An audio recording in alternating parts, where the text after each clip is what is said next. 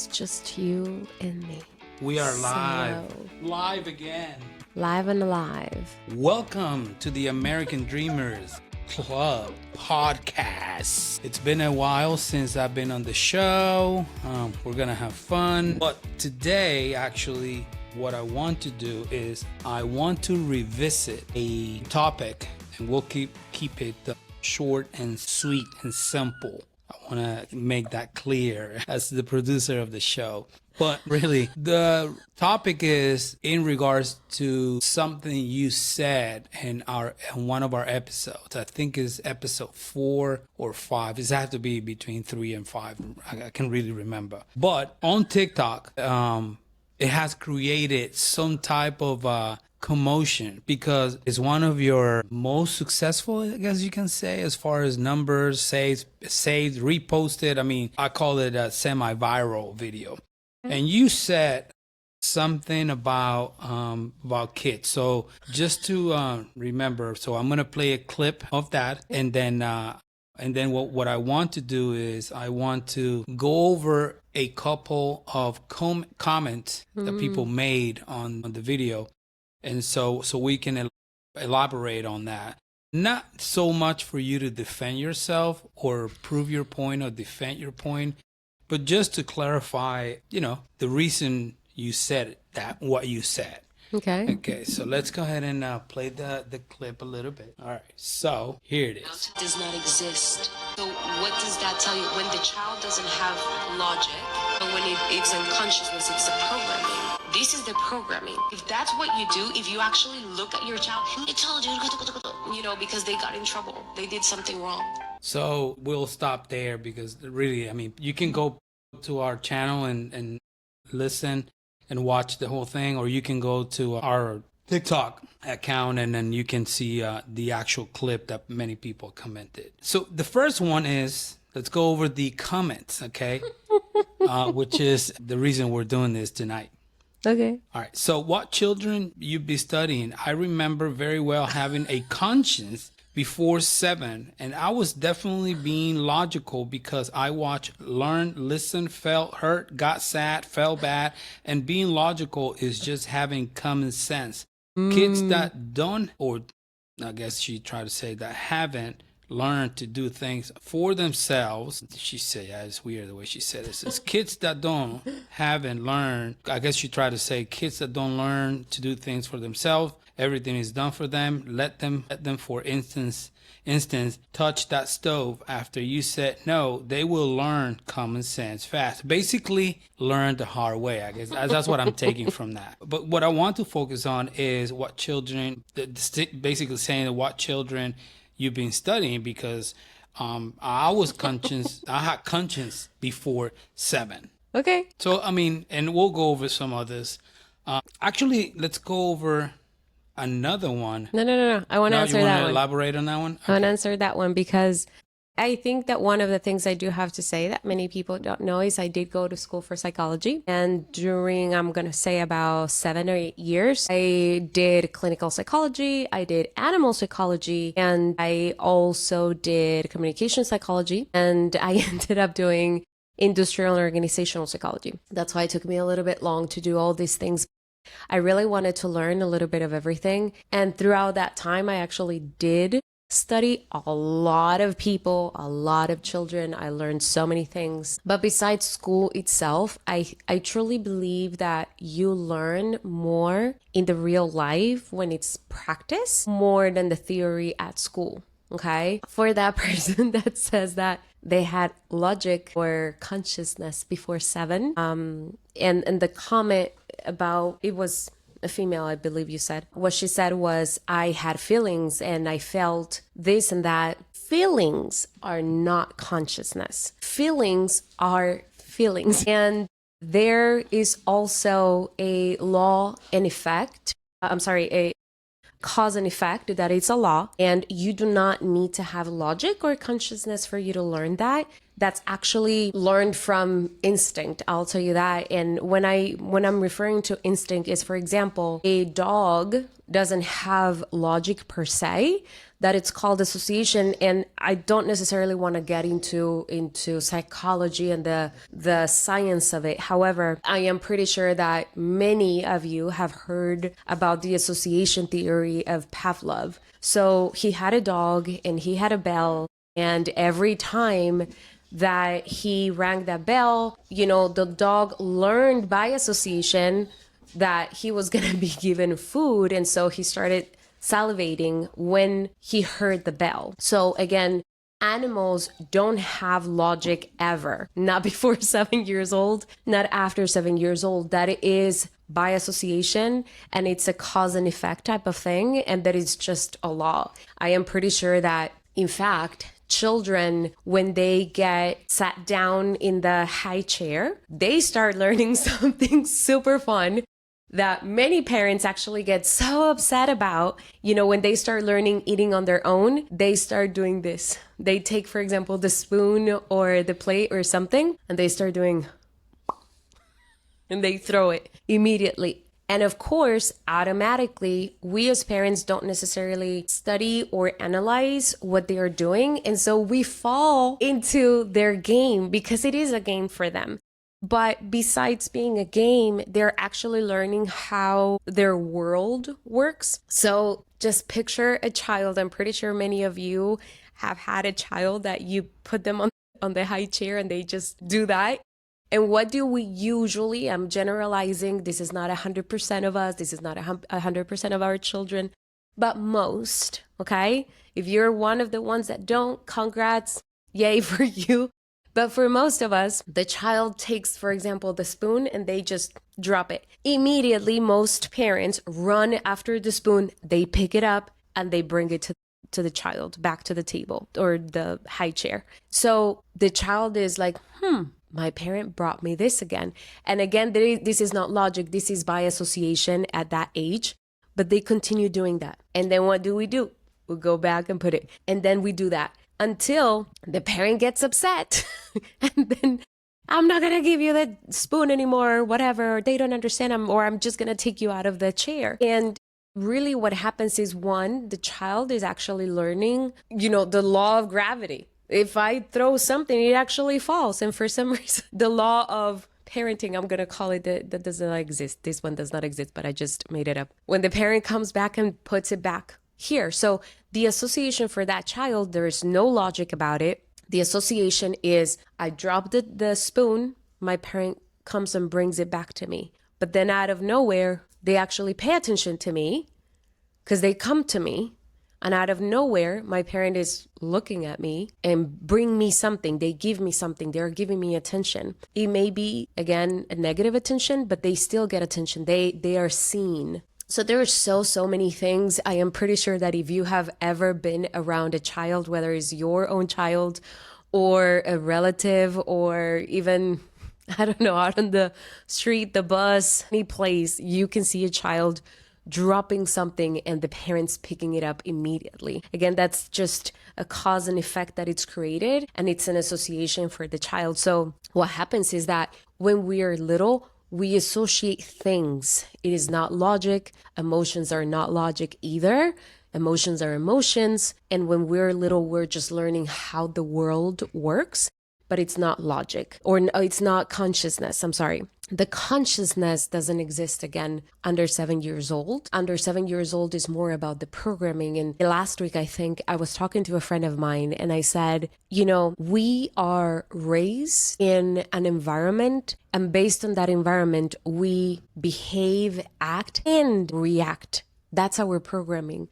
You can take, for example, let's say a Chinese baby. Let's say they are born in China and they are even 1 month old and they are taken to Spain. Let's say their parents decided to go to Spain to live there. Well, probably that Chinese child, even though it's Chinese, was born in China, may never speak Chinese if they are not taught. And maybe because they are in the environment of another country like Spain. In Spain, you eat food that is completely different than it is in China, like paella, for example. Or you start dancing flamenco. In fact, there is this beautiful, beautiful, beautiful girl. I don't know if she's Chinese or Japanese. I cannot remember right now.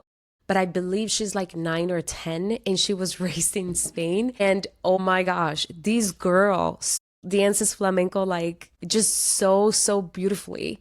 And she, please forgive me if it's from a different country. Again, it's either Japanese or Chinese, but she's Asian, yeah.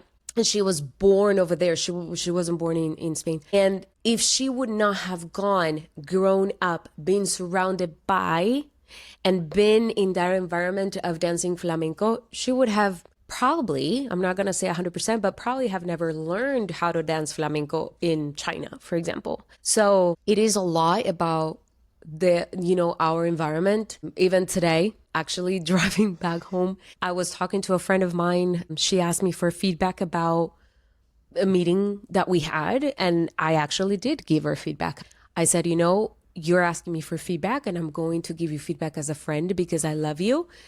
When this and this and this happened, a person kind of didn't call her out, just kind of corrected what she was saying in regards to some numbers. Like some numbers were wrong. And her reaction, because it wasn't an action, her programming, it went into automatic, into a default of like that. And she crossed her legs, she crossed her arms, she went, she kind of sat back, and her tone kind of sounded sarcastic. And I started analyzing her, and I started understanding that is how she reacted when she was little. And she was raised in that environment. That's what she learned. It was never necessarily taught consciously.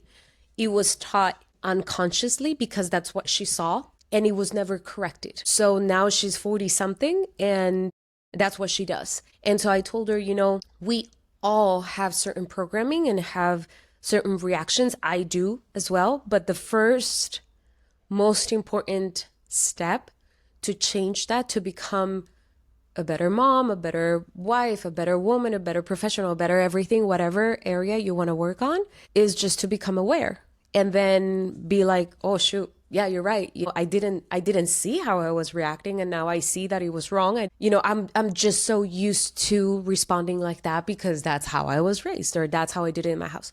So anyway, so it's a reaction type of thing more than programming. So we can go back again because the question here is 7 years old, right? So they're saying that you're saying that the kids don't have a conscience under 7 years old. Consciousness, yeah. So the consciousness. Somebody else says, yes, they do. Some just are defiant, and even the defiant ones know they are doing wrong, but have no remorse. The defiant ones get lots of attention and no discipline. No, I could answer exactly the same thing that I literally just said. Exactly the same thing. Being defiant is not, we see it as parents as like, you're doing that, you're being defiant. It's not. They're testing the world that they live in, and they are testing what they see. Usually, I'll tell you this, under 7 years old, especially, well, actually, no, even teenagers, but everybody's going to test how far they can get, or how far is it too far.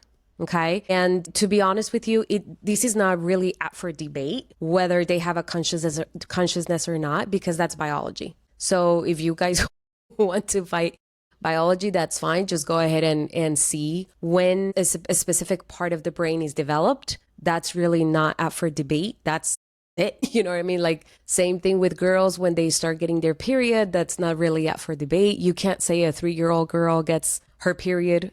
That doesn't happen like that. It's really when that part of the brain is developed, because every single part of the brain is developed at a specific age and a specific season. It happens for all of us the same way. And so it's really not up for debate. I do understand when parents say, well, they're being defiant, or they're being like this, or they're being like that.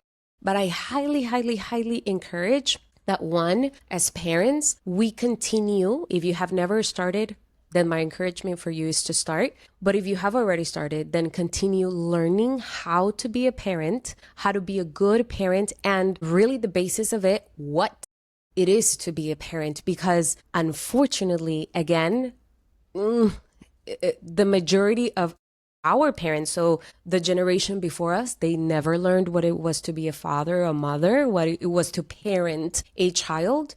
And because of that, we've been doing just what we saw. or what we think or what we just see everybody else do. And unfortunately, it's not. My encouragement is for you to really, if you want to become a good parent, if you don't want to become a good parent, that's fine. You know, I'm nobody to tell you you should become a good parent. I hope you do, because at the end of the day, you are contributing to the next generation. But I can't make you become a good father, a good mother, or how to, you know, for you to become a better parent, period. But just kind of the same, I'm going to compare it kind of to a car, even though it's going to sound horrible. But most of us buy a car because it looks cool or because it feels good. And then we just buy it. After we buy it, there's probably like 1% of people that actually read the manual of that car. And it is not until something wrong happens or a light goes off in the dashboard that we're like, what is that? Oh my gosh. And I'm going to take it to the dealership. Oh my gosh, I got a bad car. Or do you know how many people I've seen that they don't even know where, you know, which side it is for them to put, you know, gas? Or I've even seen videos of people driving cars that don't need gas. They are electric vehicles and they actually park at a gas station trying to put gas. I've seen those. So why don't we, and this is an invitation. Again, if you don't want to do it, then that is perfectly fine. You don't have to become a better parent. You can stay just where you are, how you are. If it's working for you, then it's working for you. I just hope that, you know, your child ends up good. That's all I'm saying. You don't have to do that. But if you want to become a better parent, this is just an invitation. You don't have to accept the invitation. You can learn what it is a parent, what it is to parent a child. And if you do that, you also have to learn that there are different seasons. You cannot parent a child at 1 year old the same way that you would parent a 10-year-old, and the same way that you would parent a 15-year-old, a 40-year-old. There is like completely different seasons. The same way they grow and change and have different needs, the same way we do as parents, the same way we grow, we learn how to parent differently, and we learn how to meet those needs for our children at a specific time. So again, I love all the comments and everything, but let me just say one thing. If you are saying that your child is defiant and your comment is defiant, maybe they learned it from somewhere. Just saying. So again, this is just an invitation for you to become a better parent. I always say that even those people who feel that they are the best parents ever, they always have something to learn. I have something to learn. I am pretty sure that 99% of those people that are listening to right now have something to learn. And it's just about that, about just living this world a better place. If you don't want to, that's fine. Maybe you're that 1% of the people that just don't care. And that's fine. That's perfectly fine. But I am pretty sure that most of us do care and do want to leave the next generation, better than what we received, because they didn't have the information. Some user said, I have a 2 and a 3-year-old boy and girl. And let me tell you, they understand.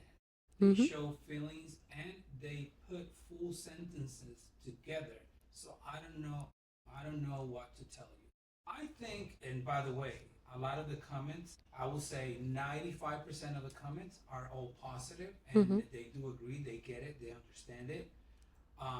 And then 5%, and it's what we're talking about now. And then even that 5%, it's always good to revisit and make them understand. And I don't think they're getting the actual message. No, they're not. You know what I mean? Because this one, they say 2 and 3-year-old boy, and they do understand. However, somebody else says here that the girl gets it more than the boy.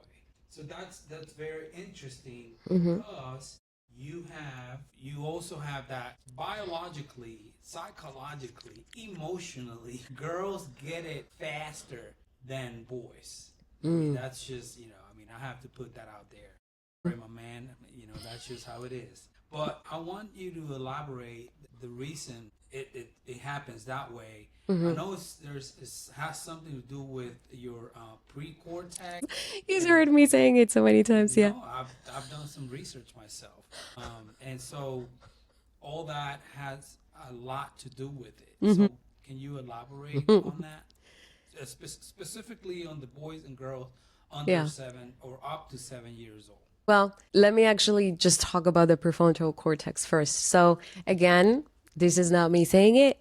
This is just me letting you know how it is. You can go ahead and Google when or at what age does the prefrontal cortex develop. And for those of you who don't want to go to necessarily Google and find it, it's at 25 years old. So for example, I tell my daughter, don't come to me with a boyfriend before 25 years old because he's going to hurt you, he's going to use you, he's going to whatever, 99% of the time or 99% chance, just because the prefrontal cortex, the brain, has not developed. Period. You guys can complain all about it.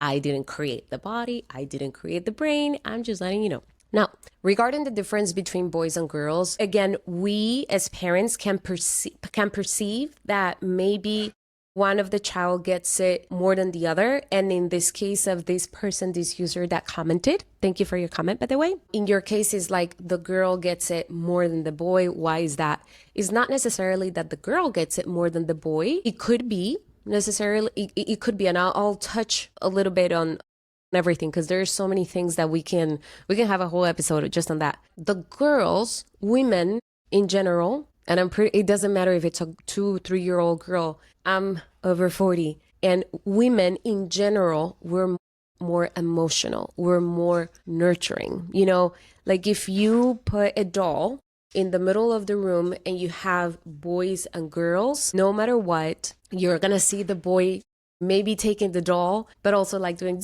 and kind of being a little bit more rough with that doll. And the girl is going to be like more like the baby. And that behavior is not necessarily taught. They may see it, but the nature of the boys or the men is to be a little bit more rough and to be a little bit more technical and all that stuff. And the girls or women, we are a little bit more nurturing. We're a little bit more emotional. And it does have to do with the hormones that are, of course, in our bodies. So we tend to be a little bit more delicate, nurturing, looking out for the emotions. So I would actually encourage, the user that commented that to really analyze the situation and be like, I didn't realize that what I was looking at is really the emotions, right? Because a boy and a girl can actually see someone crying, and not necessarily that the boys don't care, because I've seen so many videos of boys, like mama's boys, being so cute and adorable if they see their mom cry. I just love it. But in general, girls are going to be a little bit more nurturing and caring and all that stuff. However, I do have to say that when you have two girls, there is kind of a fight over the territory, just for you to know. So if you have two girls and probably you're like, they're not necessarily nurturing or caring or whatever, they're always fighting. It could be because of that. And also another variable, I guess, that plays into this whole thing is that even if, let's say you have 5 boys, this does not have to do necessarily with boys and girls, but let's say you have 5 boys, right? All the 5 boys are going to be different. And my sister-in-law, she has 3 boys. And I remember when the youngest one was, I don't know, probably like 2 years old or something, they came to visit to Florida, and we went to a restaurant, and we were in the patio outdoor area, and they only brought the youngest one. Again, he was 1 or 2 years old, and the other 2 were older. I don't know, at that time they were probably like 10 and 14, something to that extent, and they didn't bring him. They didn't bring them. They only brought the younger one. And so my brother-in-law and sister-in-law were just chatting with us, and we're just like, whatever, just having regular conversations. And I was like, with my eyes on that child, because they just let him be all over the restaurant. And I was freaking out. I was like, oh my gosh, get him and do something and grab him and, all these things. And then I asked my sister-in-law, like, aren't you worried that he's going to get out? And she's like, well, after 3, this is my 3rd one. Like, you just learn certain things. And so that also plays a role into how they become. Maybe if it's your first child, maybe you're the type of person that is going to be a little bit more there and more cautious and don't touch that and don't eat that and more like that. And that your reaction toward whatever they're doing could develop a certain behavior or a certain programming in them. And then with the second or third, you're like, you want to learn it the hard way? Like, go ahead, touch it. And whenever you cry, come. So you as a parent may be a little bit more relaxed. And so the third child is going to be completely different than the first child. So again, it is not necessarily ages, not necessarily boy and girl type of thing. It's also, again, the environment, because even living under the same roof and having the same family and seeing the same things, probably, they are still going to experience things completely different.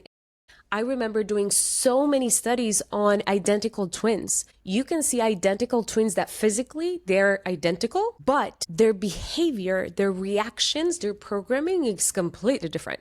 One can be super outgoing and the other one can be completely shy. Why? Because of the environment that they grew in. Even at school, they could have had different friends. One could have had a good experience with a dog. One could have had a bad experience with a dog, and maybe they had an experience with a cat. One probably was given, I'll tell you this because with my cousin, it was a thing. My cousin and I obviously are not identical twins, but we're very close in age. And every single December for Christmas, our family would buy us the same exact clothes, the same toys, the same everything. But hers were always pink. Mine were always purple. So even that little detail changes your perspective, your environment, how you grow up. I have to tell you, there's no way on earth I'm gonna wear something purple, or maybe. For some reason, I don't know if you can see, but I'm more into the pink now. Maybe because I got so tired of purple because I was given everything purple. So again, it's just the programming. And I invite you to learn all these things because there is something very different about feeling an emotion. Everybody feels emotions. Another one is logic. Another one is understanding, especially about the laws of the universe, because hey, you let something drop and it's most likely going to break. It's just going to fall to the ground. End of story. And then there is another thing that it's called consciousness and unconsciousness. And the consciousness and unconsciousness, that's really about the programming. It's about how you default when something happens. Even let's say you're 40, 41, 45, 50.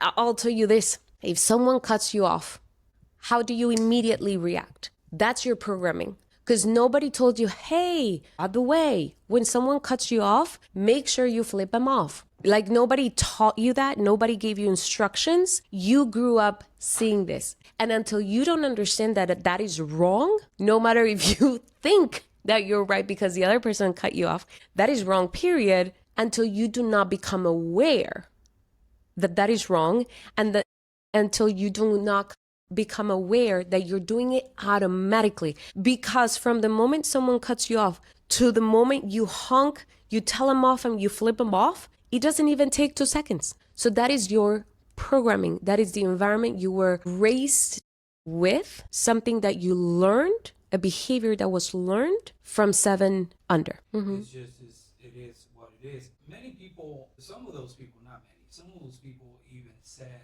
well, how can you be so absolute and speak on every single 7-year-old? Now, we understand that this does not apply to 100% of the population, because yes, there are kids who are growing up in a complete, and they will grow up in different environments. Some kids grow up and they have the blessing to have, parents that do, they have a solid foundation, that they are teaching them, that they are helping them develop, they push them, and so they get to develop certain skills faster.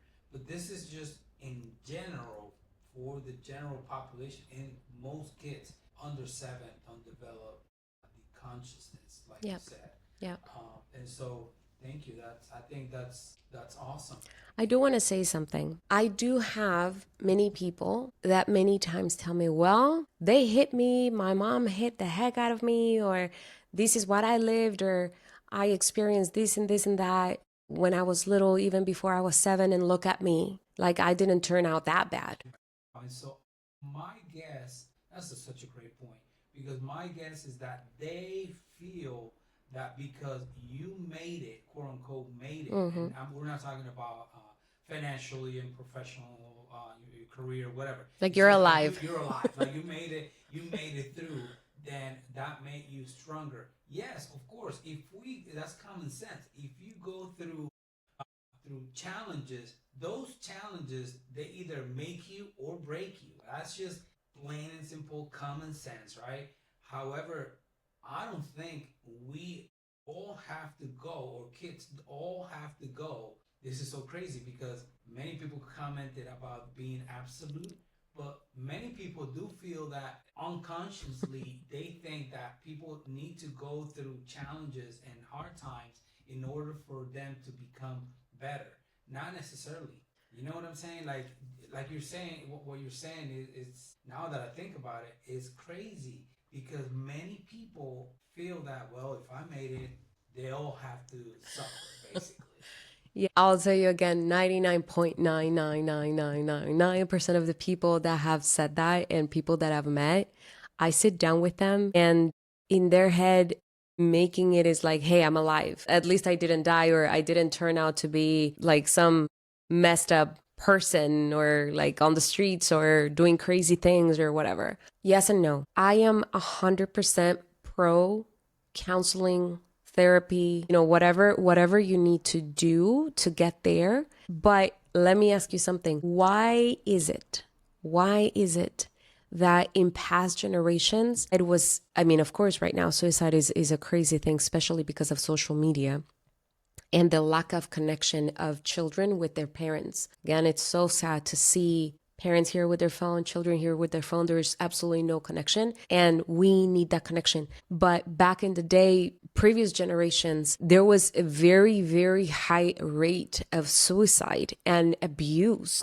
It's just that in past generations, there was no social media, there was no internet, there was no phones recording, there was no counseling, there was not, I mean, even getting a divorce was like, what? You don't do that, you don't bring shame to our family. And all those things which are not a thing today. You know, women basically, and I'm not going to say only women, men also have suffered domestic violence, but mostly are women, and they would just take it. If the guy wanted to hit them, they would just take it. And most of us at some point in time saw our grandparents alive, but that doesn't mean that we have to take the domestic violence, and our children don't have to take we don't have to pass on that pain just because at least they come out alive and at least they don't end up in the streets. It's not about that. It's about, again, just learn how to parent if you want to become a better parent. You don't want to become a better parent? That's fine. You can keep on scrolling. But if you want to have a better generation, then just learn to be a better parent. That's it. Because nowadays we do have counseling, because many people that tell me, I ended up all right. All right doesn't mean alive. All right means that you are joyful and plentiful and you're actually living your purpose. If you have no clue what your purpose in life, that's an issue by itself. If you're not pursuing something, if you wake up and you have like this routine that gets you stuck and you're like, I don't even know what the purpose of my life is because I do the same thing every day and it's like I'm not moving forward because I don't even know where I'm going. I don't have a vision. I don't have a mission. I just do. I just work, come home, eat, whatever. Then that by itself is not being all right. You're not all right if that's it. And there is no shame, believe me, on being there. I've told many of my friends and my husband this. We are not anybody here that is watching, we are not guilty of how we were raised. We're not guilty of what we experienced. We are not guilty of what happened to us when we were little. We are not guilty of being a victim of abuse, of things that happened to us. But if now that we're not children and we grow up and we become a person that damage people, that hurt people, and we don't care about becoming a better fill in the blank everything, then that is our fault. That is 100% our fault, because now we're conscious. Now, especially those of you who are watching, now you're aware. Now you're aware. And the most beautiful thing is that you take the bull by the horns and say, you know what? I want to become a better father. I want to become a better mother. And my child is not guilty of the way my parents raised me. And maybe, I love my parents and everything, and they did whatever they did, or they didn't do whatever they do, or I still have some issue with my parents, whatever it may be your case. But your children don't have to go through the same thing you went through, or even worse. Your job as a parent is to make it better, not to make it easier. Please hear me. You don't make it easier for your children. You make it better for the generations to come and for the world. That's what we do. So we become better. We don't become bitter. So again, everything I share here, just fact check it. This is not about the way the brain develops, the age the brain develops, and the parts of the brain that it develops. It's really not up for debate. It is what it is. You can research it. You can fact check it. Just get a biology book, an anatomy book, and it is what it is. So it's not up for debate. But what it is up for debate is, do you want to become a better person? And it is really about an invitation. Again, those of you who are listening and don't feel like becoming a better person because you just don't feel like it or don't care, that's fine. Be my guest. You can keep on scrolling. But I always invite people to become better, to learn, to get to a next level, whether it's financially, whether it's in your marriage, whether it's, as a parent, whether it's in your, professionally, whatever it is that you want to get to your next level, just learn. Just Google it, ChatGPT it, whatever it may be. Just learn. There are so many people that are willing to share that information with you. Even me, I would love to teach you whatever I know. I don't know everything. Nobody does in the whole world. Nobody does. But what I will share, what I will teach is what I've experienced, what I've learned, what I've studied, what I've gone through, what I've fact-checked myself. So yeah, it is that, just an invitation to become a better person. So thank you so much for watching.